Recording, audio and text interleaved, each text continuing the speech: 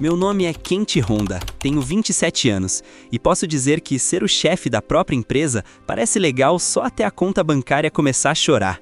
Larguei meu emprego achando que estava indo atrás da liberdade, mas na real acho que a liberdade veio junto com a falência. Hoje em dia eu vivo simples, tentando manter o sonho vivo e disfarçando o desespero com café e planilhas coloridas que não servem pra nada. A fome já estava me deixando tonto. Pensei, quer saber? Já trabalhei demais por hoje. Vou pedir uma pizza e encerrar o expediente. Era meu prêmio por aguentar mais uma semana puxada, mesmo com os números da empresa afundando mais que Titanic.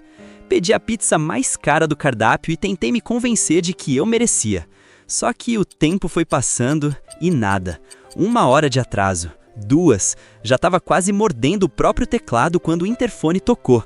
Quase pulei da cadeira, mano, finalmente.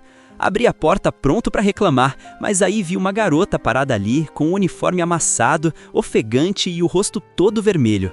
Antes de eu abrir a boca, ela começou a pedir desculpa umas 10 vezes seguidas, dizendo que o atraso era culpa dela e que ia pagar a pizza do próprio bolso. Fiquei meio travado. Dava pra ver que ela estava destruída, tipo alguém que teve o pior dia da vida. Eu respirei fundo e falei pra ela se acalmar, que estava tudo bem, que eu não ia brigar por causa de uma pizza fria. A menina explicou que era nova na cidade, que veio do interior e se perdeu no caminho. O pneu da bicicleta furou, o celular quebrou e ela acabou rodando por Tóquio sem nem saber pra onde ir. Naquele momento eu nem pensei muito, só vi que ela estava exausta e ferida e acabei convidando para entrar e descansar um pouco. Eu mesmo achei meio estranho o que falei, mas foi no impulso. Ela hesitou, claro, mas aceitou. E enquanto eu limpava os machucados dela, fiquei reparando em cada detalhe. O jeito tímido, o olhar doce, o nervosismo tentando disfarçar a vergonha. Parecia alguém fora do lugar, tentando sobreviver numa cidade que não perdoa. Quando terminamos, ela me agradeceu com um sorriso pequeno, mas verdadeiro. Disse que eu tinha sido muito gentil e que ninguém nunca tinha parado para ajudar ela daquele jeito. Foi então que ela se apresentou, Maria Toyota, 20 anos, recém-chegada do interior. Fiquei surpreso, tão nova e já se virando sozinha num lugar tão caótico. Me apresentei também, meio sem graça, falei que tinha 27 e que era dono de uma microempresa que mal se mantinha viva. Ela me olhou com admiração, achando que era algo incrível. Se soubesse o tamanho do caos que era aquilo, teria rido junto comigo. A gente acabou rindo mesmo quando meu estômago roncou alto, quebrando o clima sério. Ela achou graça, eu fiquei envergonhado e por um segundo esqueci de tudo, do trabalho, das dívidas, da solidão. Foi a primeira vez em muito tempo que uma noite ruim começou a parecer boa. Eu estava todo sem jeito, tentando esconder o ronco do estômago, quando ela soltou um risinho e perguntou se eu queria comer com ela. No começo eu fiquei meio travado, mas depois pensei, por que não? Fazia tempo que eu não dividia uma refeição com alguém. A gente acabou comendo juntos, conversando entre uma garfada e outra e rindo de coisas simples. Foi leve, sabe? Tipo um respiro no meio do caos que virou minha vida.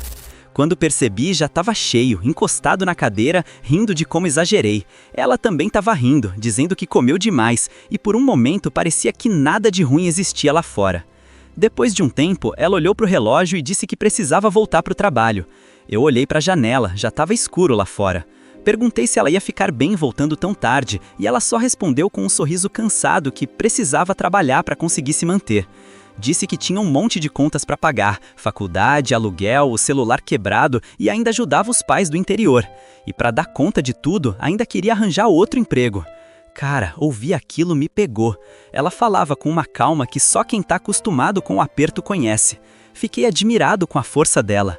Mesmo cansada, machucada e perdida, ainda encontrava um jeito de seguir em frente.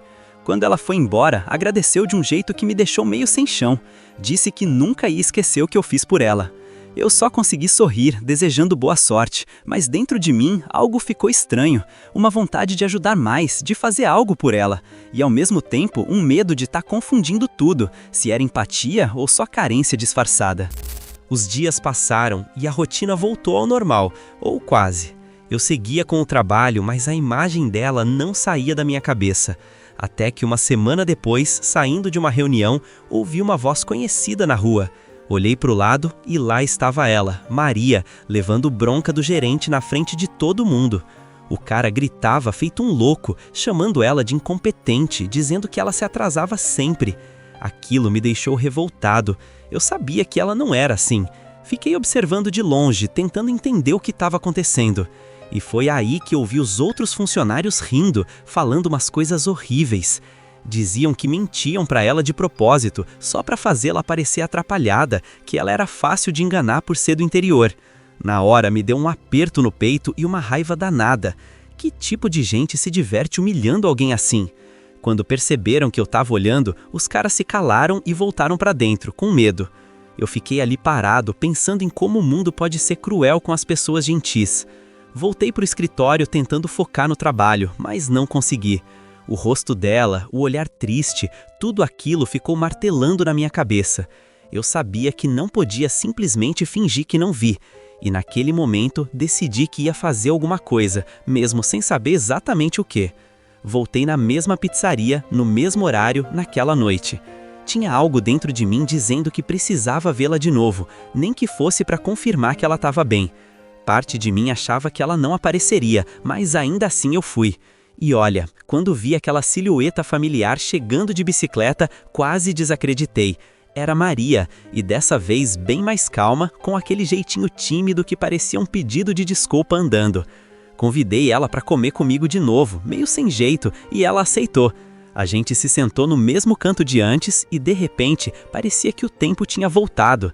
A conversa fluiu fácil e até a pizza parecia mais gostosa.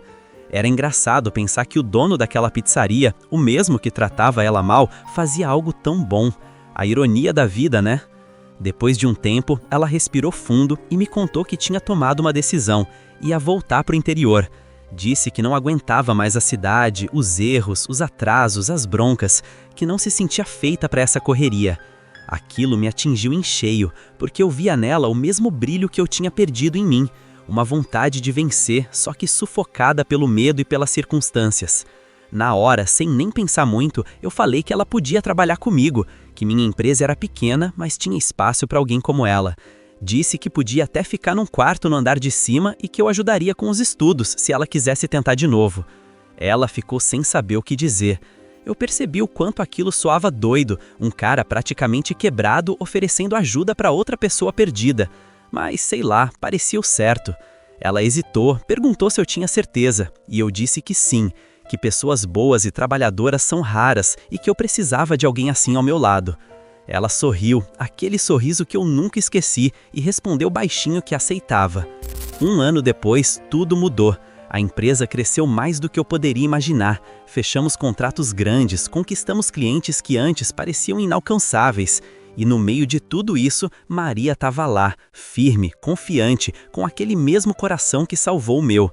Quando eu pensava em desistir, era a voz dela que me levantava. Curioso como a vida dá voltas. A pizzaria onde ela sofria acabou falindo depois de receber uma enxurrada de críticas. Justiça natural, talvez. E quanto a mim? Bom, agora eu tinha mais do que sucesso. Eu tinha ela. Naquela noite, num restaurante elegante, olhei para Maria e percebi o quanto ela tinha crescido. A menina assustada do interior agora era uma mulher incrível. E eu, o cara perdido tentando pagar as contas, tinha finalmente encontrado algo que valia a pena. Então respirei fundo e falei o que já estava preso na garganta fazia tempo. Pedi ela em casamento. Ela chorou, riu, me abraçou, tudo ao mesmo tempo. E naquele instante eu entendi que a vida não é sobre o quanto você cai, e sim quem te ajuda a levantar. A pizza pode até ter chegado atrasada, mas o amor dela chegou na hora certa. Então, se você curtiu essa história, já se inscreve no canal, deixa o like e ativa o sininho, porque aqui sempre tem mais histórias que aquecem o coração. Umas com risadas, outras com lágrimas, mas todas com aquele toque de vida real. Até o próximo vídeo e valeu por ficar até o fim!